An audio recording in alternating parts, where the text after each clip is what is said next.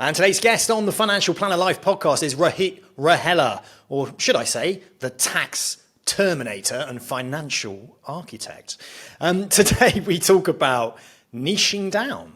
Do you know what I really loved about this episode is Rohit's been following the Financial Planner Life for some time, and he took from my episodes and the guests that I've had the power of niching down, and he applied it in his financial planning business to great success within the Indian community and the dentistry community. So this episode today, we talk about his journey within financial planning, running his own business, hiring new people based on skill sets, not experience, and what their background is and what they can specifically niche in. It's a fantastic episode. It's very inspiring. Absolutely love Rohit. I hope you enjoy it.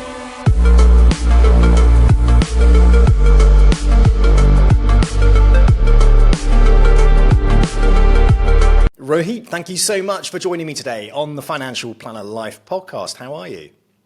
I'm very good, and thank you for having me. Absolute pleasure. That's all right, no problem. We had a lovely chat last week, didn't we? We caught up about your career anyway, prior to you coming on the podcast, and it was just a really interesting conversation. I think we had a good half an hour, didn't we, of talking. So I thought, you know what? Why not get you to share your journey, because it's quite unique, on the Financial Planner Life podcast, and let's see if we can inspire some people to make some changes maybe within their business. Thank you. That's very kind of you to say. You're equally inspiring, and your podcast has been an inspiration for me to come out there and share my story. And connecting with you has been an absolute pleasure. Oh, brilliant. Fantastic. Well, that's the whole point of the Financial Planner Life podcast, is to connect people. I'll tell you, Rohit, let's just start with you then. Tell us a little bit about yourself. Give us an introduction, who you are, and what you're doing currently. So I'm a bold financial planner. Sorry. I call myself an architect of financial freedom, effectively. Okay. So what I do is I make people look into the future and imagine what their ideal life looks like, what financial freedom means to them, how do they derive joy in life, and help them shape their journey as far as money is concerned to achieve those objectives. That's in a nutshell what I do. So I'm out there every day with my hammer and chisel and my thinking hat, talking to people, trying to read their mind and giving them a blueprint, which we call the Finsbridge master plan at my firm, which helps them navigate their journey in life by design rather than just walking through life by chance, which is not ideal, because we only live once. Life is not a rehearsal. So we got to have a clear plan and have a clear strategy to achieve it. That's what I help people do. Fantastic. Tell us a little bit about this blueprint then. Talk us through that. And did you design it yourself? Is it something which is off the shelf? Tell us about that. So it's something that I've designed, but I've taken inspiration from a lot of people. Paul Armson is considered the founder of financial planning in the UK. And then I've taken inspiration from a lot of leaders in our industry, people like Andy Hart. The Trap podcast is quite good. Your own podcast, which has brought in lots of luminaries in the industry. So I've taken inputs and read a lot of books, and then distilled into my own approach. And that is, we'll talk about our niches a bit later, that is tailored for each niche differently, because we are all on a different journey, but depending on the profession or the kind of career we are on, the journey can be very different. So take a footballer, for example, very different journey. Take one of my niches, dentists, doctors, very different journey again. So whilst the ingredients are the same in terms of your life goals, okay, so defining when do you want to make working optional. So exchanging time for money is the journey we are all on when we start working. Early enough in life, when we've still got the best of health, wealth and happiness, we should be able to reach the magic number, which means we've got enough assets, investments, pensions, in other assets, businesses, whatever, that continue to give us income for the rest of our life. It's not to say that you're just sitting there doing nothing, but you have the freedom and the choice to do other things which give you joy, which are for the heart and your soul, okay? Fulfillment, which we talk about, and joy, right? Let's face it, everybody wants to go travel the world, but there are other passions, learning new languages, giving back to the community, teaching or benefiting underprivileged kids or older people, whatever it is that gives you happiness. It's about finding the freedom. And then people care about their family. So if you have children, it's making sure that their future is secured, their education, getting onto the property ladder for them, your own goals. You might want to have holiday homes. So whatever your objectives are, we map it on this life map, if you like. So I'll take my example. Let's say I'm 42 now. Okay, I want to attain financial freedom by the time I'm 60. Let's say. Okay, so I want to be able to from 60 to let's say 100. If I look after my health and my mental well-being, then I should get to 100. So it's making sure that for those 40 years, I can derive the income that I need. That's what it's all about. Fantastic, great stuff. So you use this blueprint in every single one of your meetings then, do you?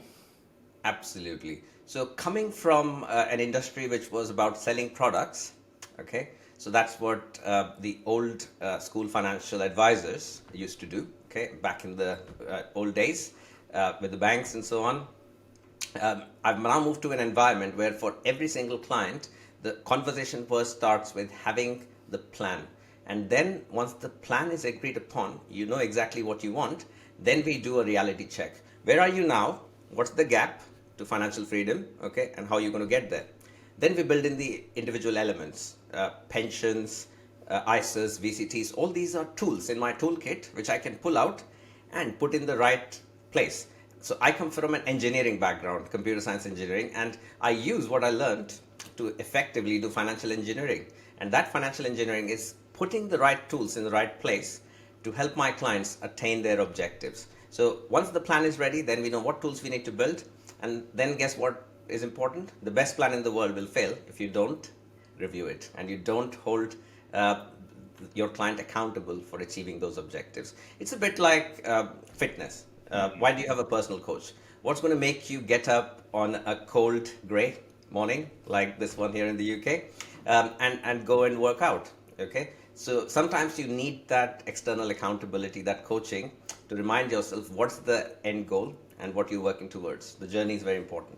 Fantastic. So how do you keep your clients up to date with it then? Do you just do check-ins with them, accountability check-ins? Do you use apps? Or what are you using? Absolutely. So apps, not at the moment. We're looking in that direction, but it's what I've designed is a very personal service. So when clients come and work with us for the first time, we go through a 3-stage process. The first stage is fact finding and goal setting. So knowing what we want to achieve and where we are now. Then we go through cash flow planning. So putting in all the investments, pension savings, which for most people are, let's face it, spread all over. So putting it all into one picture, which I call an asset map, and then putting together a plan and a report, and we begin implementing it. Then life happens, people miss certain things, so we hold an accountability meeting 90 days after the onboarding, okay? And then we have 6 monthly check-ins. So every 6 months, we check in to see what's changed in their lives, in their objectives, how have the investments performed, and how have their goals changed. And we make sure that everything is tiered, and they're doing what they need to do, I'm doing what I need to do, and we are on track. So engineering background, what got you into financial planning and what was the journey up to running your own business then? Very interesting. So this brings me to where I was brought up in Delhi, India.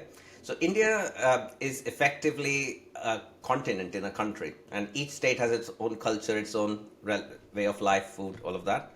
But one thing is common that unites us Indians, and that's the pursuit of excellence.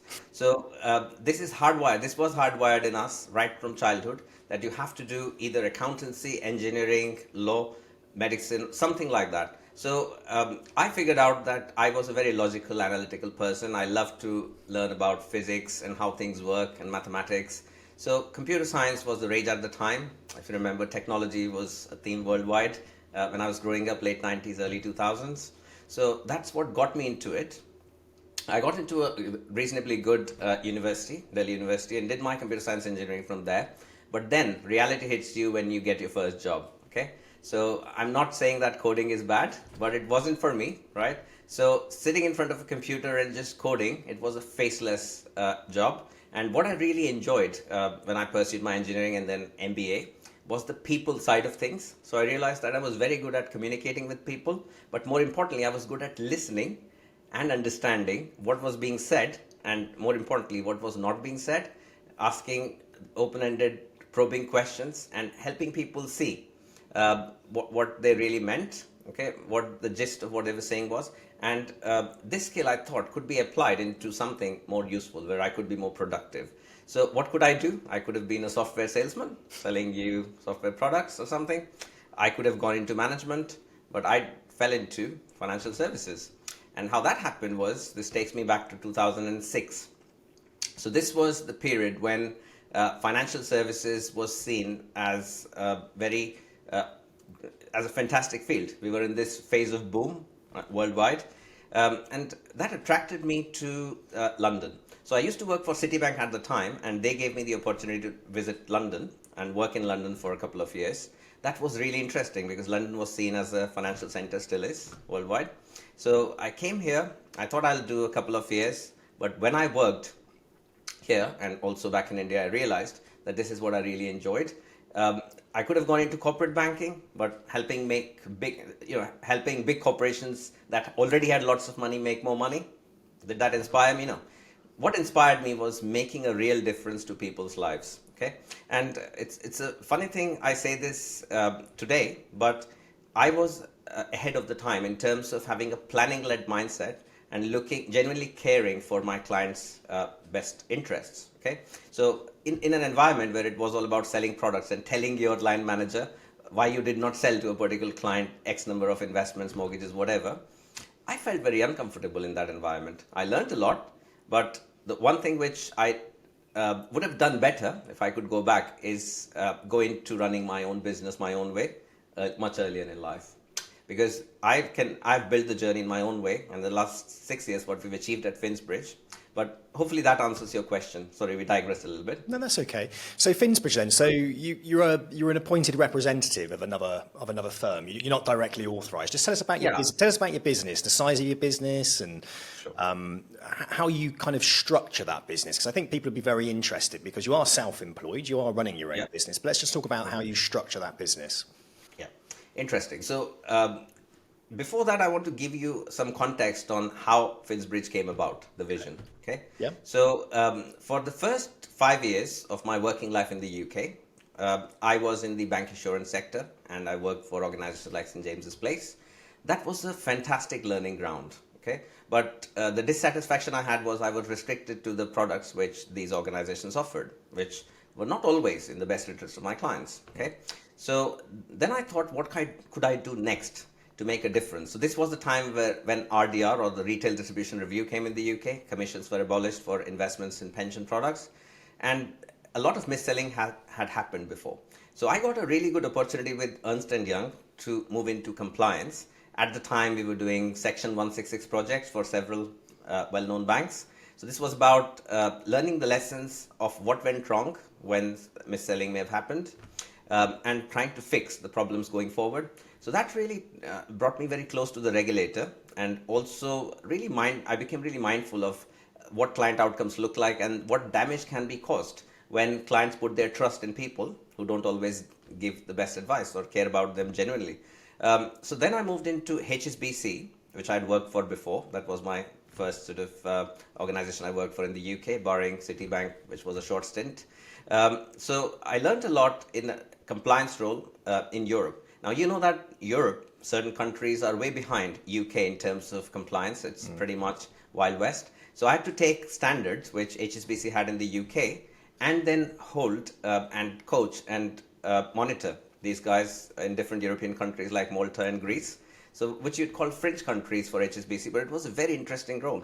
And whilst I was doing that for HSBC and then Fisher Investments, which is an American investment firm with a presence in the UK again, I learned a lot. Fantastic firm. And we did certain things to improve things from a compliance point of view. But that made me think, what do I want to do next? I'm 38 at that point, So I was motivated to take the risk and start my own business, which had always been at the back of my mind, by Lavika, who is my business partner and life partner. Okay, so she helps me run everything in the background. She's the head of operations at Finsbridge. So it started as a one-man army. I spoke to a friend, Akash, who used to work for Aegis at the time. So he suggested, why don't you consider Aegis? Because I was talking to networks, but then I'd heard stories about some networks being good, some networks being not so good. So when I met John, who is the MD at Aegis Financial Planning, I realized that he's a genuinely nice person who puts a high degree of trust in the people he hires, and gives them a lot of autonomy to run their own business the way they want to, whilst obviously ensuring that they are compliant and they're doing things the right way. So that's what I was looking for. Whilst going DA directly would have been a big jump. Okay, being with Aegis, who was going to take care of compliance requirements, provide decent support in terms of administration, in terms of reconciliation, all the boring stuff that financial planners don't want to do, but important stuff at the same time. Okay, so I had a compliance background. I could have done it, but I would rather spend my time with clients. Okay, so that was the vision. So we started as a one-man army. Okay, and behind me was, there's a saying, isn't it? Behind every successful man is a woman. So full credit to her. I had doubts. Okay, so I started this business with a business partner actually, but that fell through in 3 months because the chap fell in love with somebody in Brazil, and that took him to Brazil. So obviously he realized it wasn't for him. 3 months down.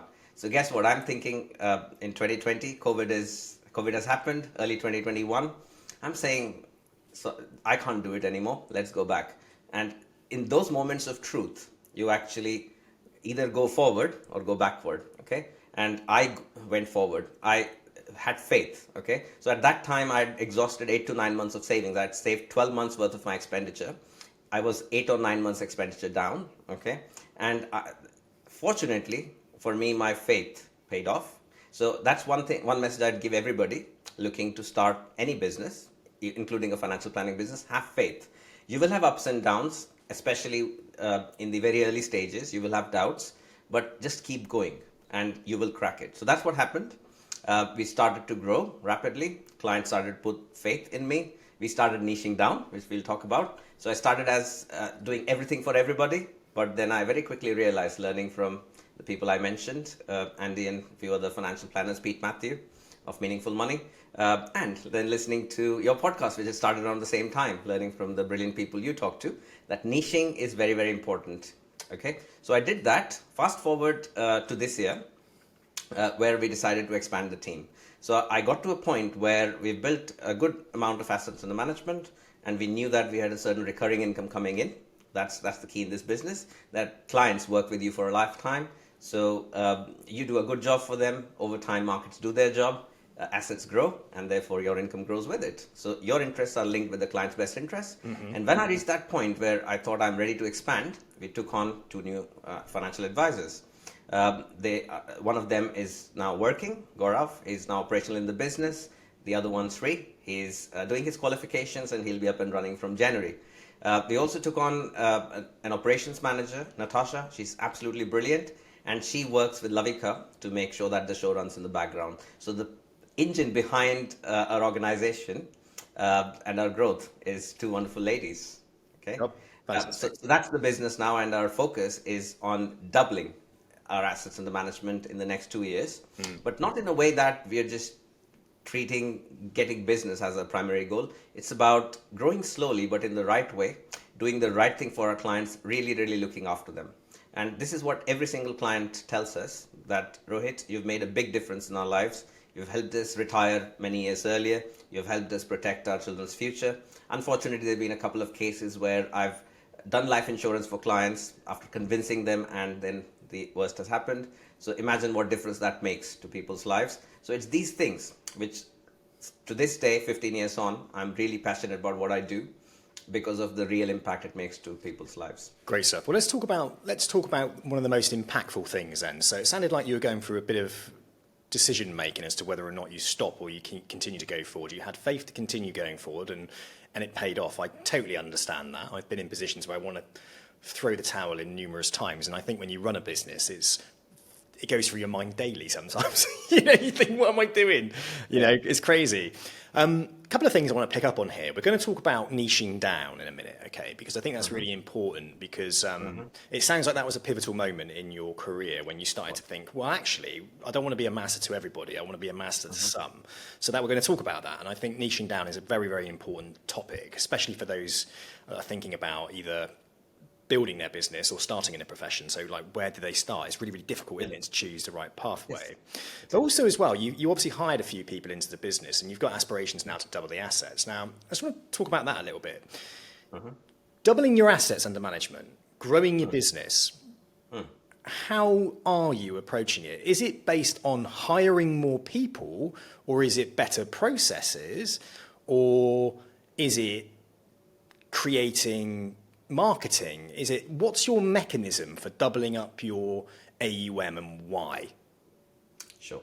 So let's start with the niching point, and then we'll come to the strategy behind growing the business. So for the first year, I was reliant on leads coming in from my introducers. So the typical journey, you take accountants and solicitors, introductions from family and friends, and online resources like Unbiased, which worked for me to a point. But then I realized that my conversion rate was probably about 1 in 4, 1 in 5. And no matter how much I improved my skills, I found it very hard to distinguish my services. How were they different to any other IFA down the street? And it became sometimes a race to the bottom in terms of fees, which I didn't want to do, because I know what my services are worth. And this is another piece of advice I give to everybody starting out, is never underestimate yourself, never undersell yourself. You know what you're worth, you set your fees, and you stick to it. So then I thought about how do I differentiate myself? So I started thinking about the segments of people that I knew a lot about.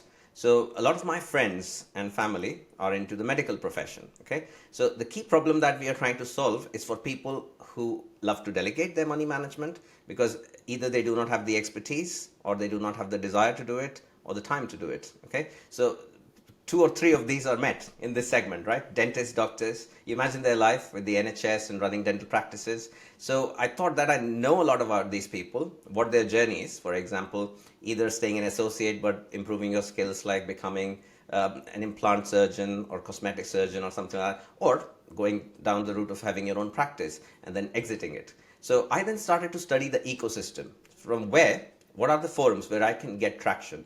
So it was about a Facebook group, okay, which we created, and then it was about showing up. So there are various shows, like the dentistry show in Birmingham, there's one down in London. So reaching out to them, again, that's another lesson. Never be afraid to reach out to people and explore and implement your ideas, because often they are here, but they need to be executed to where you can see the impact. So I tried various things. I tried LinkedIn marketing.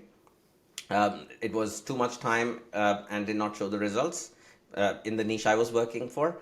Real time events where I tied up with, I developed relationships with coaching institutions that coach dentists, train them on various things like implants, patient journey, and so on, and brokers that are involved in the purchase and sale of dental practices. So that allowed us to create a winning combination, okay?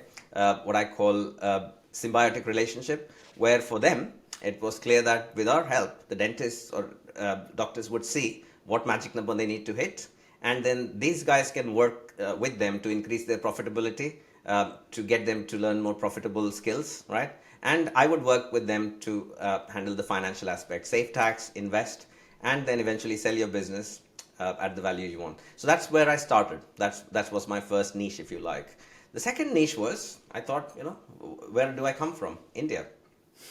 What are the common traits, okay, that Indians have? So working very hard, studying, then slogging when you're working, right? So we are known worldwide to work hard. The work ethic is fantastic. But what is lacking? Enjoying life, maybe, for a lot of us, right? That's why you have higher incidence of things like heart attack, diabetes, right? We don't look after our fitness as well as some other cultures. We work very, very hard. We don't have a clear vision of what we want to achieve. And we put too much faith in just one asset class, property, brick and mortar. Okay, that's the cultural thing.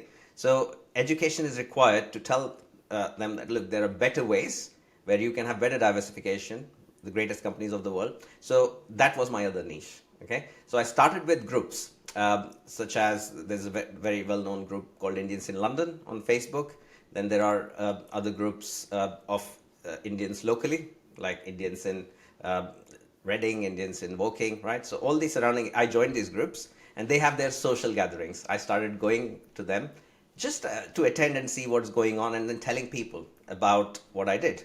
Now, because of the success Indians achieve in the UK, their income is much higher than average generally, and therefore they are at a level where they have a greater problem, which is paying lots of tax. And a lot of them are stuck between, do we go back because India is a booming economy?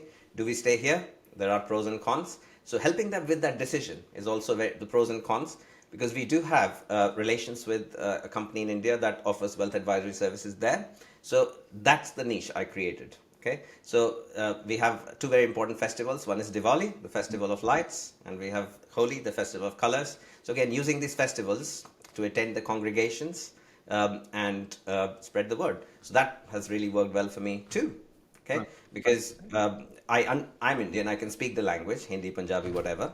I can understand the psyche of how people think, and I can educate them about the things which are lacking in our culture, which are looking after your health and fitness, having a clear goal and a clear plan, and the most important thing, not taking life too hard, not working too hard, balancing things, and then eventually aiming at financial freedom. Fantastic, great stuff. So niching Okay. down into two areas. Okay, great. Well, let's just go Yeah. back. Let's go back to dentists a minute. Okay, you mentioned Sure. about Facebook. You mentioned about linking in with key people of influence who also Yeah. serve dentists. And I Absolutely. think that's a hugely important thing to do, because is. if you've got 5 people around you that all have a network of dentists, but they all offer different solutions and different Yeah. services, then you can bolt onto them and say, well, here's how I can Yeah. add value to you with your audience, and vice versa. I can introduce people to you once I've added value with financial planning. So let's just break this down for people that don't know how to really attack a niche and to build a niche and to start to actually dominate it, because it is a bit worrying. It is a bit scary putting all your eggs in one basket. What was your, let's break your process down. Let's start with dentists first of all. Where did you start? Friends and family. So I had three very close friends, a couple of cousins who were dentists. I spoke to them. I said to them, look, I'll treat you to a beer and dinner one Friday evening. You tell me really, what's your journey like in your career? What are the challenges? And in respect of money management, how good or bad are you? Or what makes you wake up at night? So, I learned a whole lot about them being frustrated with the NHS, dentistry, trying to do more private business or upskilling, or thinking about whether we start a practice, we don't start a practice. So I got to list the problems. Then I started doing my research on which were the people that could solve the problems which I couldn't solve. I can solve the tax problem. I can solve the investment strategy problem. I can't directly give them coaching on the clinical side or on the skill side. So I then found the people who would do that. Okay. So the first port of call was their accountants, because obviously when you're talking to a business owner, their accountant gives them advice on tax and compliance side of that, but they don't give advice on investment. So that was the first starting point. Then through the accountants and through some of the dentists that I worked with, I got to know of coaches, which would coach them on improving their patient journey. A bit like using Instagram to have those wonderful smile pictures before and after, right? And so I built relationships with them. And guess what? If I met an associate who told me that, look, I'm planning to start a practice, here you go, talk to this person. Okay, I'm not happy with my accountant, he's not really a specialist, doesn't give me good service, go talk to this person.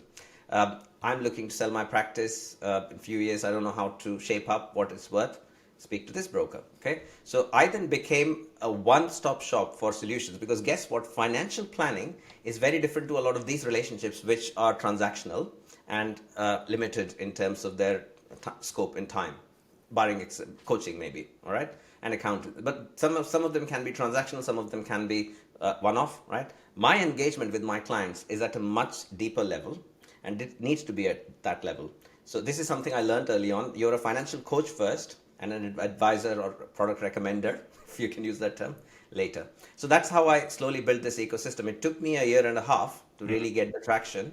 And then I recorded a few podcasts with a dentist who effectively had an interest in finance. So those became quite popular. Then the events we did gained a certain amount of traction. So slowly you start getting seen as a thought leader in the space. And the more you put yourself out there, and this is a lesson I'm learning from you slowly, the more you put yourself out there, the better it is. So I've stuck to the offline world by and large so far. I'm just starting to explore the online world, which of course is a one-to-many reach. So does that give you an idea on the answer to the 100%. question? So yes, and I just want to kind of dig a little bit deeper on it as well. So about a year and a half before you started to see a return on your investment of time and networking. when it really started reaching that, what's the word, trigger level where I felt that, yeah, I was getting but it's a trickle thing, it's not going to just you turn on the tap and it's not going to happen like that. Um, the difference was being felt, right? So as I was doing more activity and as I was meeting more people, I was getting more referrals. Okay, that's where it started with. And then people test you out, don't they? Then they collect feedback from a couple of people they referred. And when they say that, yes, you've done a good job, that's when word starts to spread. And then I became much better at asking for referrals. So I've always been a person who's been very humble. Okay, so I don't like to talk about myself. But then I realized that it can be done in a way that's still humble, but it encourages people to share their experience, their good experience, and the difference you made to their life with other friends and family, and then help spread the word. So actively asking for referrals is very underrated, but that's been probably one of the most effective things. Asking for referrals via the introducers or asking for referrals via the clients that you service? Clients directly. Okay. Clients directly. Introducers, of course, but that's probably a third. I want it to be more. Word of mouth. Okay. Word of mouth spreads in different ways, and people are very curious. They assess you by looking at you across multiple platforms, multiple ways. They do their assessment. So if somebody has told, let's say a dentist friend of mine, I've done a good job for them. They tell somebody else who is also a dentist or a doctor that, look, this guy is good, he understands our world, you should have a word with him. So already that client or that prospective client is coming in to talk to me with a degree of trust. Okay, but what they'll also do in today's world, they'll go onto the website. Okay, they'll go on LinkedIn, they'll probably check Facebook, they'll check for reviews. So if these things aren't there, then your impact that you could make even before you see them is a little bit less than otherwise. Your online footprint then, do you position yourself as the financial planner to the dentistry industry? Very much so. Yeah. Dentists, GP partners, business owners, and Indians. That's our niche. Okay. And now, guess what? We are building new niches with the 2 new people that we've taken. So we've built sector expertise into optometrists, lawyers, barristers, and we're also creating a niche in people who are coming up to retirement. Interesting. So So your strategy for growing your business is to hire new financial planners, but for those financial planners to actually come in and hang their hat on a niche. Now, are you thinking about those people's niches before they actually join, or are you hiring based on their influence within a specific niche? Combination of both.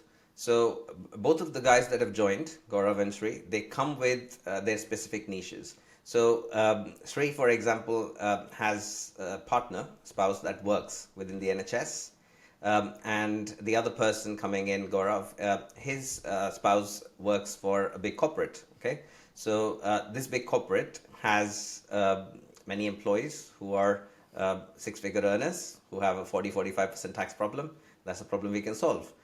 So he's introduced, or he will introduce, a new angle where we can go into these corporates, do half-a-day workshops on the art of financial planning, on the importance of tax planning and things like that. And that gets us away in. Okay, so that's a captive audience sitting there. So they've brought their own niches, but I've introduced other niches like optometrists, for example. So that just came about with a lovely client of mine who we did a good job for. It come through an online inquiry. But when I saw his challenges and the way we solved them, they were similar to dentists in that they get franchise arrangement from the likes of Boots or Specsavers. And then there is an exit value to the business. It's quite a stressful job. There's a lot of competition from independents and so on. And they don't want to be doing it forever.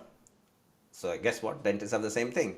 Bending down, this and that, and then the risk of injury and everything and with age, your dexterity reduces, right? So challenges are similar, solutions are similar. You just got to tailor the language a little bit. Let's talk about these hires then. Are these hires that is it homegrown talent? Are you bringing people in and training them from scratch, or are they financial planners that have transitioned across to your business?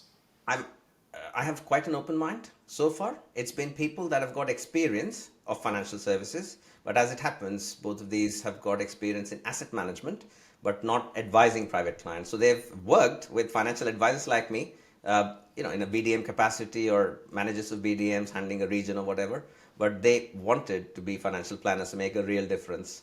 So they're not new to the financial advice world entirely, but they are new to the profession as such that we do. New to the actual job role, but they understand Actual what role, yeah. financial planning is. Okay, interesting. So does that not worry you when you take these individuals on and you employ them, or do you employ them, or do you have them as self-employed? What do you do? I've chosen the self-employed route. Okay.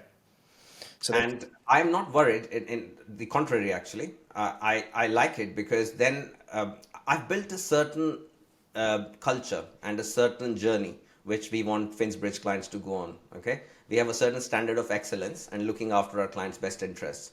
So I'm not saying that a person with prior experience couldn't come in and fit in there. It's possible. But in my mind, it's much, much better to bring in talent which is taking a fresh start and I can coach them. It takes longer, okay, because it's a learning curve, but ultimately you are much more likely to see a journey that they give their clients, which is very, very similar to the journey that you want Finsbridge as a brand to give all of its clients. And that's the challenge, isn't it, when you scale? yeah, 100%. And I like your approach. Since joining Hoxton Wealth, I've really noticed that their homegrown talent, if you like, that has gone through their version of an academy, which is called The Pathway. Yeah. Some of these guys and girls are exceptional, and they've never worked in financial planning before. They're just following a very strict process of training and development.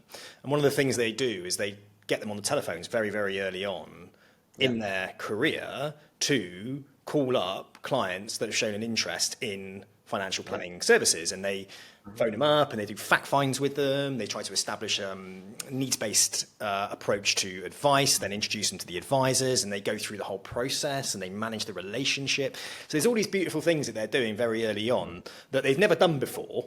So it's a lot easier to train somebody who's never done it before because they don't know any different.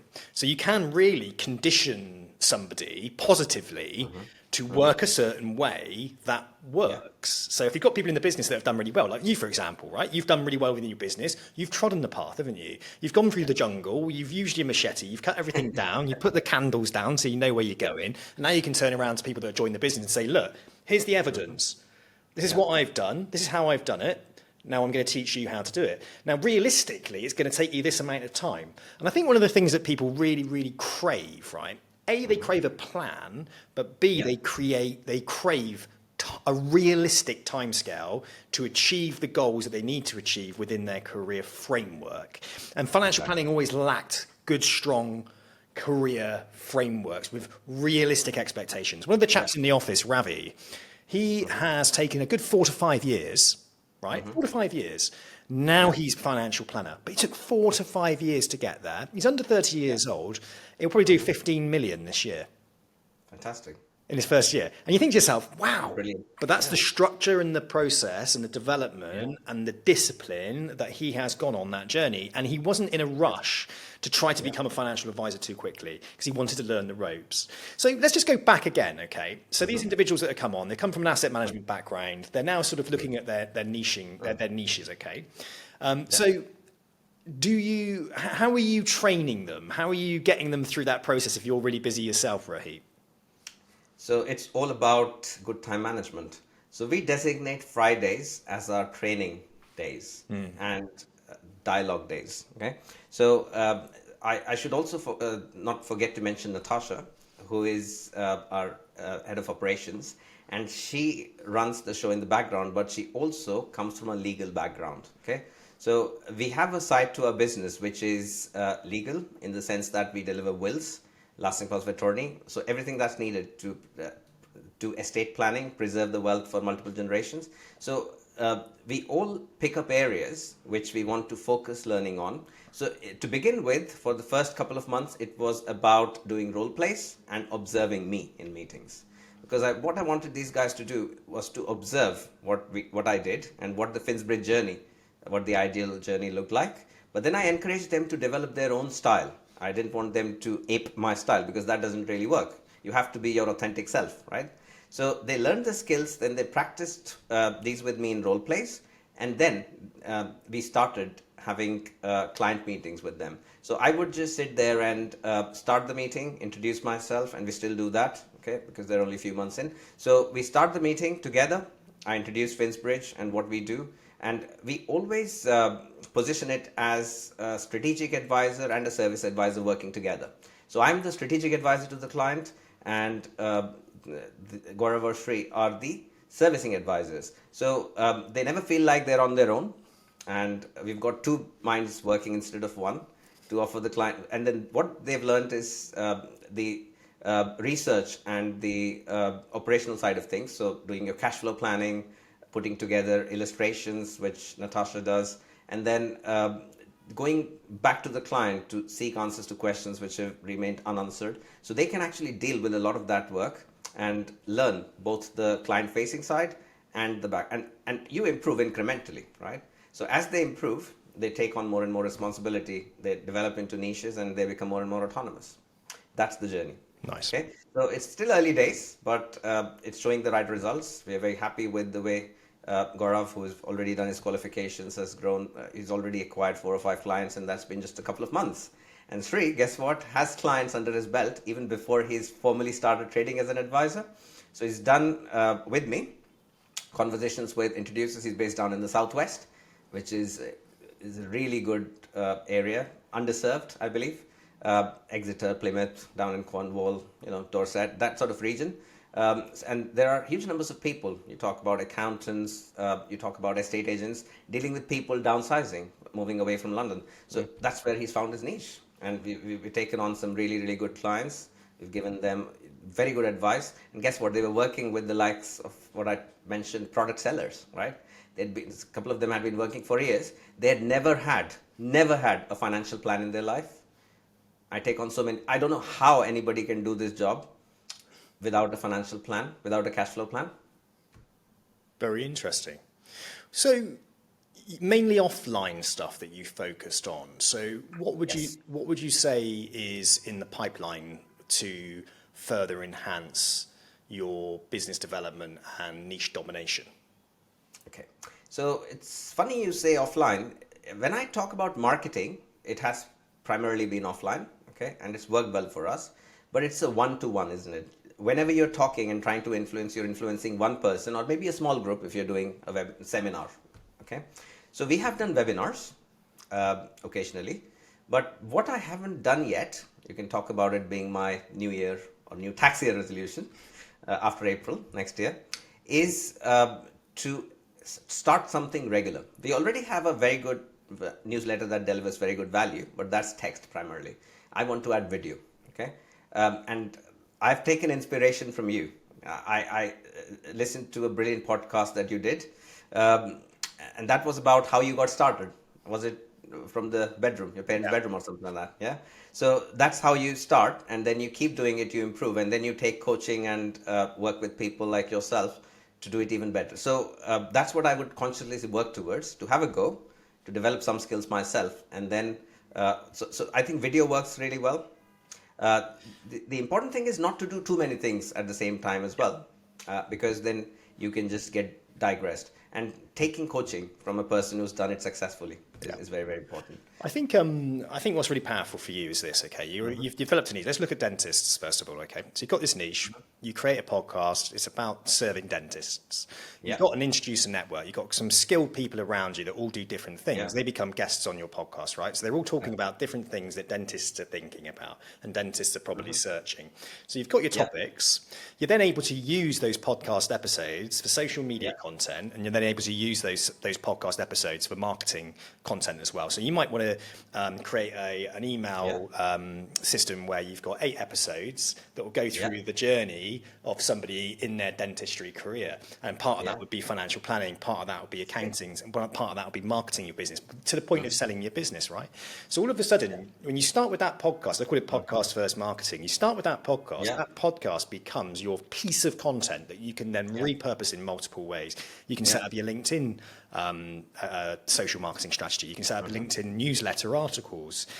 You Yeah. put it out there, you put your name next to it, and every single time someone searches for you, you've got that level of authority because you come up. So you come up on YouTube, so you take that video Yeah. and you'll put it on You YouTube. feed the algorithm. Yes. Yeah, and you're just constantly out there, and you're hanging your hat on that niche as being Yeah. the expert within it. But it's all about also bringing people onto the podcast that are also experts, you know, Exactly that. and also bringing your clients on, perhaps clients that have gone through a part of the process. So they could be dentists themselves, and they've taken some financial planning with you, or they've come on, they've exited a business, and you can talk about some of the ups and the downs and the realities and the stresses of exiting a business.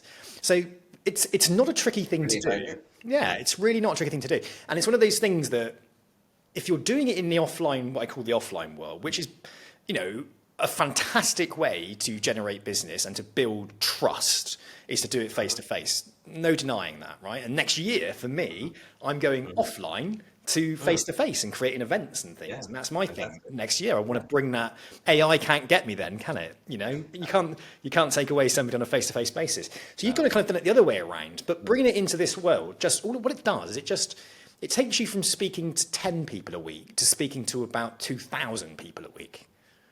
Absolutely. That's the aim. So, and you don't have to do the talking. It's the social media apparatus doing it for you, isn't it? Well, it's like, so if I did some stats a couple of days ago, right? I think it's 80 hours a day. 80, so you need 24 hours in a day, but continuous listens and views of the content that I put out is 80 hours a day. So Wow. whenever I'm sleeping, whatever I'm doing, right this second, somebody is watching or listening to a piece of content that I've got. Yeah. And it's powerful. It's really, really great. And the repurposement of it just adds complete amount of value. And it doesn't break the bank. It's just about process. It's about thinking about the process. Like, well, how am I going to approach this? How am I going to develop a process to create the episodes, distribute the episodes, and just be consistent? And That's the key. Being consistent, being regular. Yeah. And that's what my focus is on. So I want to improve our client journey and processes and make them more efficient, working with Natasha for the first 3 months of next year. And when we go past the busy end of tax year in April, that's when I really want to put down my focus on what you just mentioned, podcasts, and then repurposing content and inviting people to, because people love to talk about their journey, and other people can get a lot of inspiration.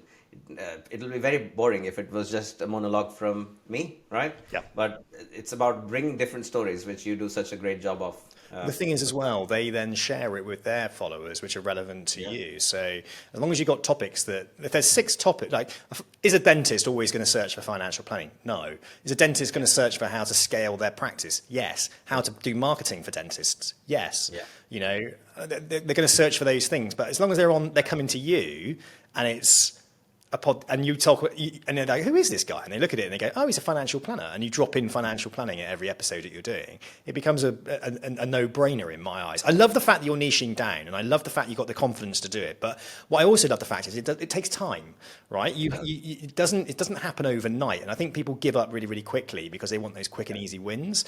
I didn't make any money for years off a financial planner life. I really, really didn't. And then all of a sudden I did, and a lot. Yeah. So it's kind of like, you've got to go through that process, and you've got to kiss a few frogs, and you've got to kind of be consistent and persistent. Yeah, you have to.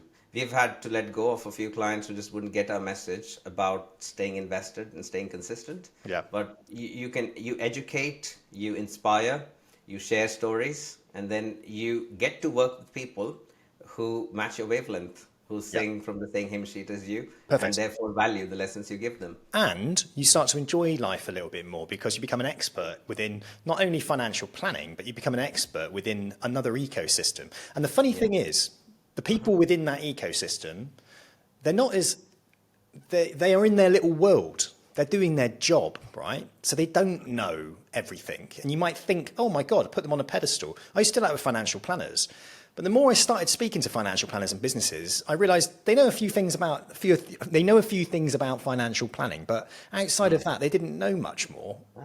You know, that's what happens if you are a generic product seller. You're never going to do that, because when you really get into the depth of people's lives, what inspires them, what they're looking to achieve, both professionally and personally, then you start to know them at a different level. Correct. And that is so different from just the old world, which we You know the we all challenges. come from. You know the challenges and the problems and the aspirations and the dreams and the goals. And when you speak to 100 people, you start to realize that we're all very, very similar, and we all worry about the same things, and we all want the same things.